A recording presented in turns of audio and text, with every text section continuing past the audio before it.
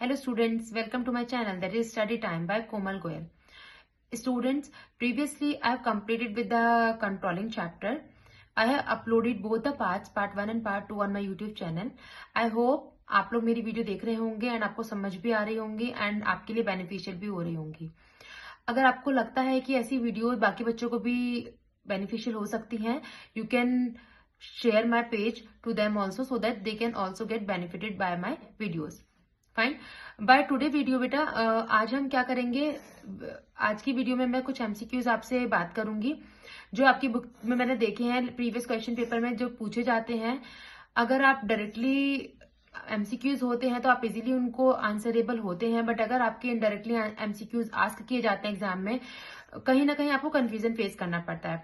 So for that I am shooting this video so that I can tell you about those MCQs only. Those are indirectly asked in the examination. Fine. And secondly मैं ये बताना चाहूंगी बेटा, आज की video उन बच्चों के लिए भी अच्छी रहेगी, बेनिफिशियल होगी जो बच्चे बीबी और एमबी प्रोग्राम कर रहे हैं, and for those students also those are preparing for entrance exam of UG and PG courses also with commerce stream. Fine. जिसे आप जानते हैं सीयूईटी एग्जाम आप लोग अपीयर करते हैं, जिसमें आपको डोमेन पार्ट में आपको अपने 12th के सब्जेक्ट्स को चूज करना पड़ता है. तो जो बच्चे कॉमर्स स्ट्रीम से होंगे उन्हें बिजनेस स्टडीज चूज करना ही पड़ता है. तो उनके लिए भी मैं आज ये बताऊंगी कि सीयूईटी इससे जिसे इस चैप्टर के बारे में हम बात करेंगे बेसिकली, इससे क्या क्या टॉपिक पे आपको एमसीक्यूज पूछे जाते हैं और किस किस तरीके से एमसीक्यूज आपके फ्रेम हो पाते हैं. तो प्रीवियस ईयर के कुछ एमसीक्यूज की बात मैं उन बच्चों के लिए भी करूंगी जो सीयूईटी के हैं. तो ये मैं पहले भी आपको बता चुकी हूँ, my videos are not only beneficial for 12th year students only. This is beneficial for those who are preparing for MBA and BBA programs and those who are preparing for the entrance exam of BBA and MBA. Fine. तो अगर हम बात करते हैं बेटा, पहले 12th class के बच्चों के लिए बात कर लेते हैं जो मैंने एमसीक्यूज पूनम गांधी की बुक में देखे. मैं आपको पेज नंबर बता देती हूँ. दिस इज 415 नंबर पेज पर आपका एक है, controlling is the process of ensuring that. आपको ऑप्शंस गिवन है, events conforms to plans, plans conforms to events, both A and B and none of the above. So here events conforms to plans will be the correct answer. You can get the answer in the book also, you know that, but I am here to explain why this is correct. Fine. Why this is correct बेटा? Because events conform to plans, हमने पहले ही बोला है, हम controlling में उन performance को major करते हैं जो हमारे प्लान को कंफर्म करती है. Here we are going to compare our actual performance with the planned performance. Why we are doing this? For ensuring that our events conforms to plan. So this is the correct answer. I hope this is clear to you now. Fine. दूसरा MCQ जो मुझे लगता है कि आपको indirectly पूछा गया है एग्जाम में, जिसमें मैं बताऊंगी पेज नंबर 416 पे 11th एमसीक्यू है.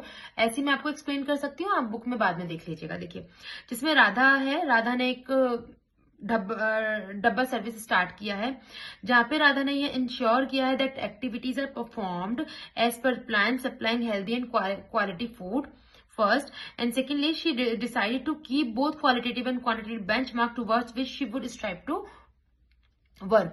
तो इसमें क्या बोला है कि राधा ने जो एक बिजनेस स्टार्ट किया है उसमें राधा ने दो काम किए हैं. एक तो उसने अपने लिए बेंचमार्क सेट किया है. What is this? This is planning. ठीक है, प्लानिंग में उसने स्टैंडर्ड सेट कर लिया है, मतलब स्टैंडर्ड परफॉर्मेंस हम बात करेंगे इसकी. एंड एक्चुअल परफॉर्मेंस क्या है, जहां पे वो ये मेक श्योर करके चल रही है, उसका ये एक्चुअल परफॉर्मेंस क्या है, जहां पे उसने ये मेक श्योर किया है कि मैं अपने कस्टमर को अच्छा फूड दूंगी, हेल्दी फूड सप्लाई करूंगी एंड उसकी क्वालिटी अच्छी होगी और रीजनेबल फूड में उनको दूंगी. ठीक है, उससे मैं प्रॉफिट अर्न करूंगी. So basically the answer will be controlling is both backward looking as well as forward looking. Why? Because इसमें दोनों ही बात की है राधा ने, तो हमें इस बात का मेक श्योर करना पड़ेगा. जो इनडायरेक्टली आपसे क्वेश्चन आस्क किया है इसका आंसर इस तरीके से आपको ये मार्क करना है. फाइन. एंड एक और एमसीक्यू की बात करूंगी, फिर जल्दी से हम इस वीडियो को वाइंड अप करेंगे क्योंकि बहुत ज्यादा नहीं है जो मुझे डिस्कस करना है, कुछ ही एमसीक्यू से जिसके बारे में मुझे आपसे बात करनी थी. एक एमसीक्यू मैं आपको कीवर्ड बता देती हूँ, आई होप आप जाके उसे देख लेंगे बुक से, जिसमें हम बेटा 420 पेज नंबर बात करेंगे. फर्स्ट एमसीक्यू है जिसमें ये बोला गया है कि राकेश है जो सीनियर मैनेजर है एक कंपनी में, ही regularly prepares performance reports of his subordinates as part of appraisal. तो हमेशा ध्यान रखिएगा, आपको पूछा जाएगा the step of controlling processes. कौन सा स्टेप कंट्रोलिंग प्रोसेस का यहाँ पे लिया गया है? तो बेटा this is the step of measuring actual performance.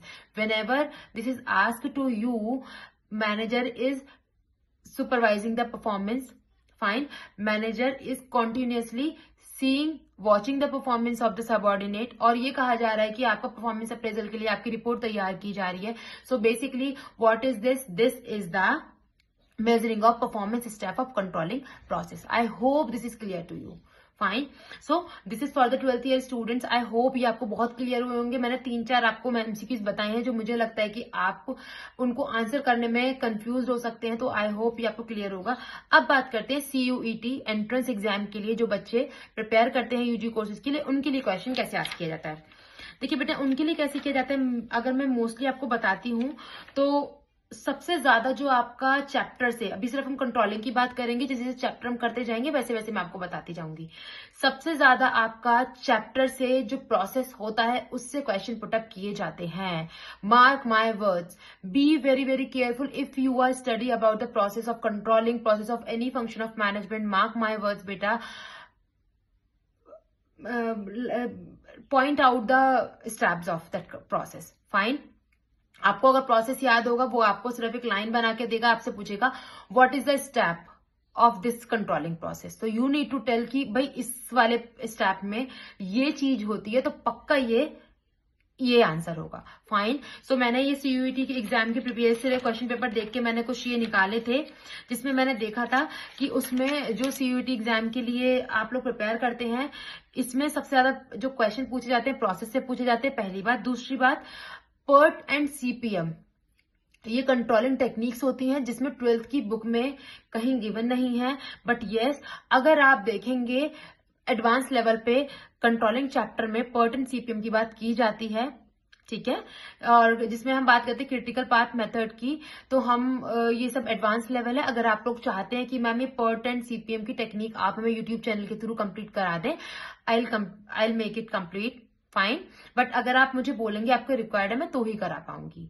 ठीक है. क्योंकि बेसिकली मेरी जो सीरीज है वो BBA MBA स्टूडेंट्स के लिए के साथ साथ 12th के लिए भी है, तो मैं 12th को भी फोकस करके चल रही हूँ. तो जिन बच्चों को जो भी डाउट हो वो मुझे कमेंट सेक्शन में बोल सकते हैं कि मैम आप हमें ये टॉपिक करा दीजिए, तो I will come up with that kind of video for you guys. Fine. So I hope आज के लिए यहाँ पर इतना काफी है. मैंने आपको MCQs का डिटेल बता दी है for the controlling chapter only. So अब आप अपनी बुक से एक बार देख सकते हैं. आपको जहां भी कोई प्रॉब्लम आती है, जो मैंने कीवर्ड्स आपको बताए, इसके through you can reply, you can answer your MCQs kind of questions.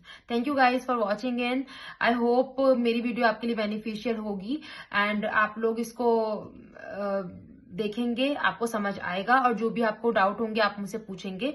Thank you so much guys. Bye bye.